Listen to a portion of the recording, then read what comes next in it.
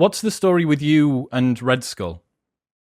Well, I don't know. I mean, I came across this last week, and someone tweeted me this cartoon, this comic, Captain America comic, and I saw this screenshot of Red Skull looking at a computer screen, and it said 10 rules for life.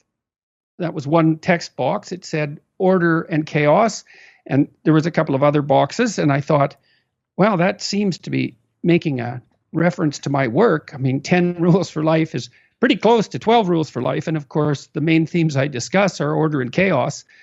I mean, one book is about order and the other is about chaos. And my first book is about both. So it's a joke, associating my ideas with this arch villain, magic super Nazi Red Skull. And then as I looked into it more deeply, and as people sent me more information, it became clear that at least some of the inspiration for this Red Skull character in this Captain America variant appeared to be targeting, let's say, or satirizing or warning about my ideas. And so I've been playing with that ever since, I suppose, on Twitter.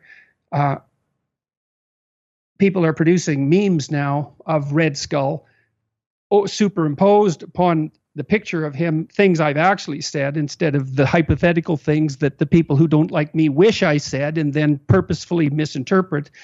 And so that's that. And I'm trying to make it into something playful. It's so absurd. It shocked me to begin with. I couldn't believe it to begin with, especially when I found out who the author of the comic book was. So, he's an intellectual figure among the leftist community, relatively well known, and politically correct.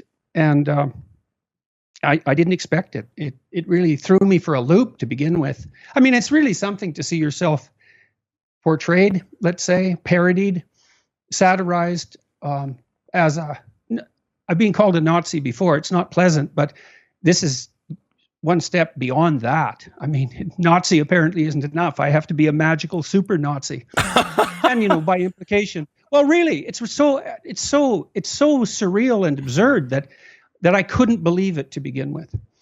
And then I think what's happening with it is so comical because Red Skull is a demonic character. I mean, he's a satanic character, and in his looks and in his actions, and people are putting my words over his representation, and there's a jarring discontinuity between the visual image and the actual words, especially for the quotes that have been derived from my talks that are in some sense more straightforward and commonsensical, like, clean up your room or don't lie.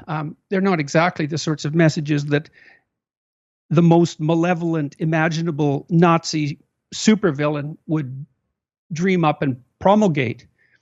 So I think we're doing a t-shirt based on this image a kid developed in Eastern Europe, which is a variant of the Hail Hydra logo, except it's transformed into a lobster.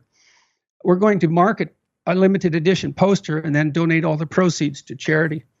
That's today's plan. That should be launched by tomorrow. So that'd be today's Thursday, April. What is it today? 8th. 11th or so? I don't even know what date it is. April 8th. It is the 8th. So yeah, I think that'll be up on the 9th or 10th of April. So well, if I'm playing with it. If that's not turning chaos into order, I don't know what is.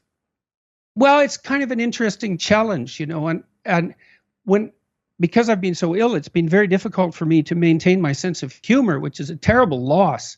It's the best response to that sort of thing is a deft play, rather than outrage, even though it is outrageous. It's outrageous to the point of being surreal, and that's partly why it was so shocking to me. I couldn't believe that could possibly be real, but there it was, And many people who fancy themselves as my enemies have pointed out that, well, I'm probably so much like this Red Skull character that I'm just imagining that it's a parody of my ideas. But I'm afraid that's a pretty weak argument given the, virtual word for word similarity of 10 rules for life and chaos and order.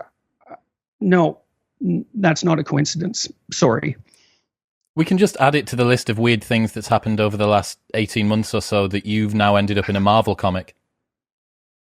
Yeah, well, it's like a weird thing seems, I don't know. Yes, my life seems to predictably consist of unpredictably weird things. And I don't really know what to make of that. And neither my family as well, because it tends to throw them for a loop as well. Although my daughter at the moment is having some fun playing with this. She's also healthy enough to have regained her sense of humor. So she's quite enthusiastic about the opportunity that this lays out.